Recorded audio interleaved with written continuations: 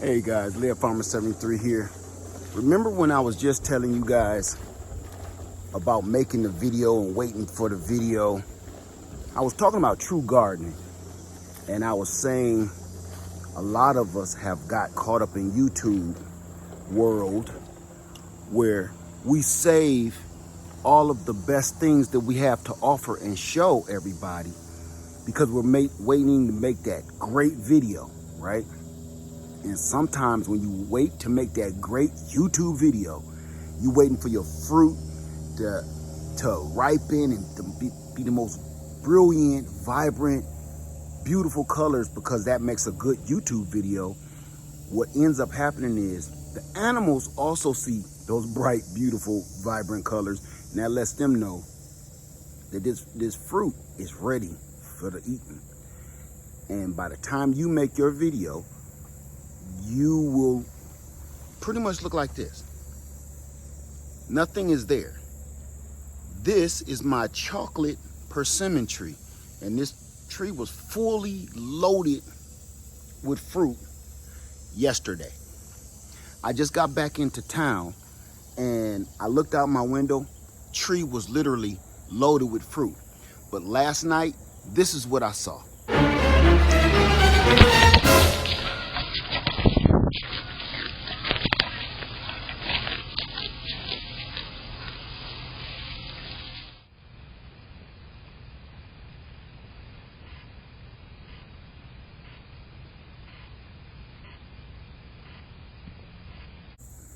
I have visitors.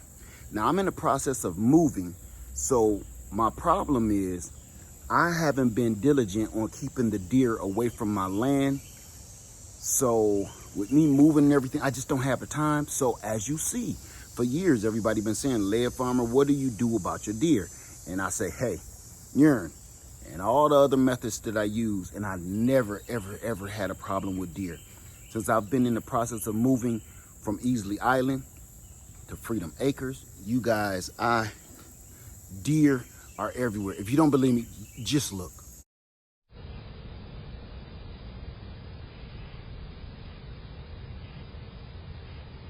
Yee-hoo! Come on, y'all. Let them mess around and call the cops. You know what happened to that last guy? Food, glorious food.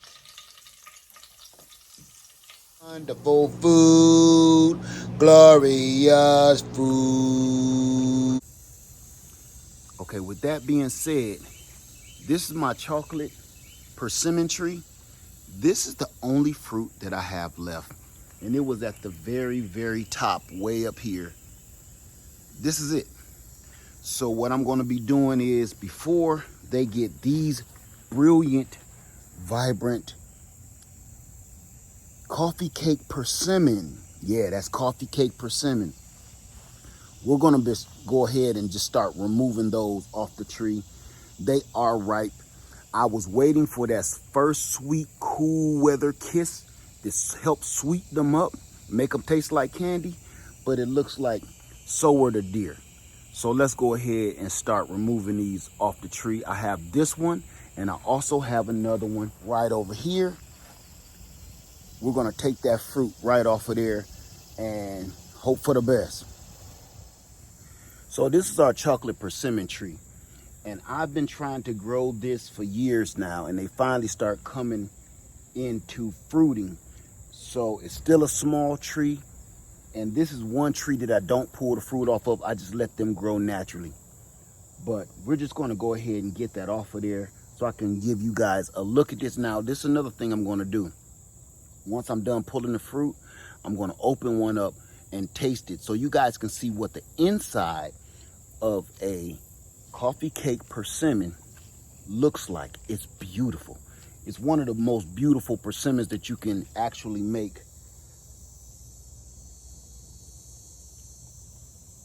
Let's get that going. Now, I like to just twist it.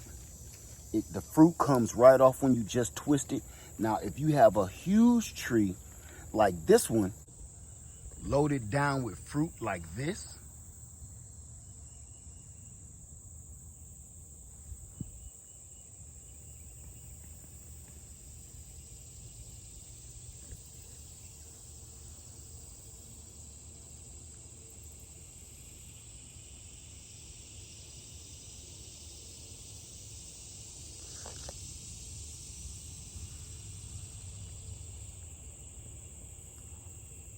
you may not want to be doing a whole bunch of twisting. You want to start pulling out your snips and do some cutting.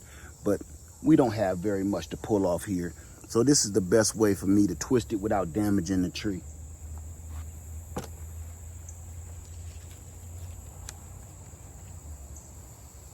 Quick and easy twist, comes right off. Now as you see, this still has a little bit of green on it. They will ripen up on the countertop. Just give them time and they will turn just as sweet as the rest. We got a couple left here.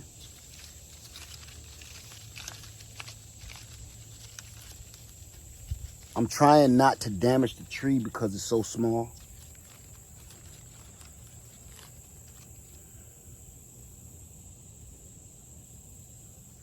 This tree gave us 7 lucky persimmons, coffee cake persimmons, and of course our one very lucky chocolate persimmon. Let's go clear out that other tree.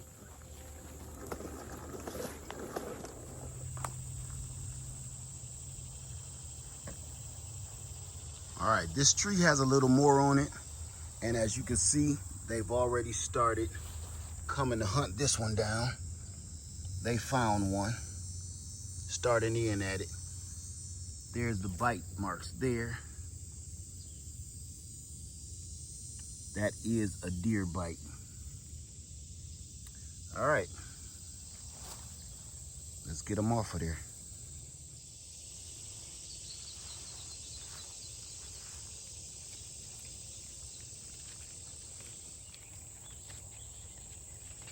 Again, I'm twisting them off so I don't damage the tree.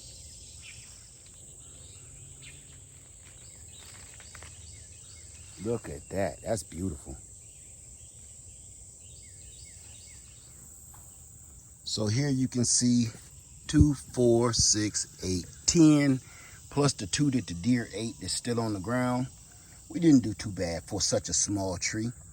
And as you see, still have a little green on them. They will sweeten up on the countertop. There is no rush to sweeten these up or ripen these up. They will hold for months if you let them. Let's find out what the inside of this coffee cake persimmon looks like. Let's see if it's as brown and cinnamon looking as we keep hearing about. Let's do it. Okay. We're going to go ahead and cut it inside. Now, what they say is if this has been pollinated properly by the chocolate persimmon, which the other chocolate persimmon tree was between both of these trees, and they were both fruiting, the pollination makes this one non-astringent, makes this one non-astringent, and the inside of this one should be a dark cinnamony brown to let you know that this has been pollinated and non-astringent. The other way to find out is if this one has seeds inside, the chocolate has pollinated the coffee cake the way it's supposed to.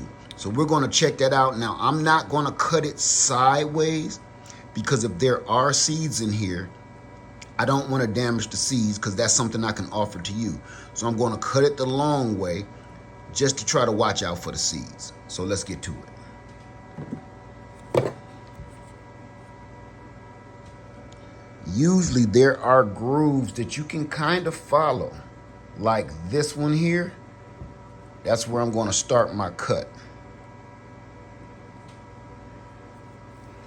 I'm going to try not to cut in so deep. I do not want to damage the seeds.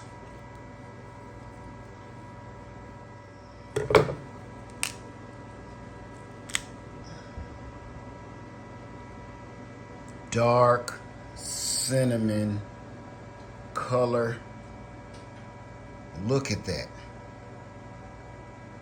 That's exactly what we're looking for. And as you can see here, you guys, we have a seed here. I'm glad I cut it the long way so we don't damage those seeds because we're going to go ahead and try to plant those. So look at that cinnamony brown color. So these are two indicators that we have perfect pollination. Now the other thing is it astringent now? Let's give it a taste.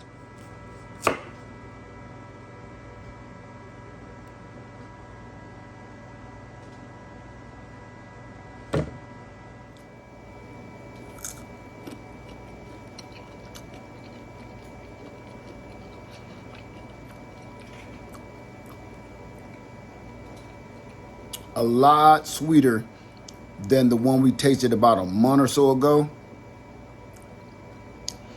Still not quite getting the flavor. Still not quite getting the flavor, but non-astringent all the way. No astringency. So they are right about that. But I think the chocolate persimmon takes some time to really, truly, fully come into its flavor. Now, the gyro persimmon and the fuyu persimmon, they don't take long. You can eat those green and they will be sugary sweet. But this one seems to really want to turn into jelly before it's fully super sweet. Now, I've tasted one that sat on my countertop for 30 days. The flavor was incredible. But eating this crunchy while it's just like a fuyu or a gyro, there is almost no flavor here. It's a little, you can taste a little bit of the cinnamon, but nothing like the fuyu or the gyro when they're not fully ripe. Nothing like it. So if you're looking for these seeds, please contact me at leahfarmer73 at yahoo.com. I'm gonna see if I can't get them out to you, okay? So that's it, you guys. Now, the next thing we have to wait for is this big mama here. Once she ripens up, we're gonna go to war with these deer. She cannot have all of this fruit. I don't mind her getting a little bit of the fruit, but she can't have it all. All right? So that's it, you guys. Make sure you harvest your fruit so you can feed your family and not feed the wildlife trying to make a YouTube video. All right? Are you gardening for YouTube or are you gardening to feed your family? It's a big difference. All right? Leah Farmer 73, I love you. Hope you learned something, and I'm out.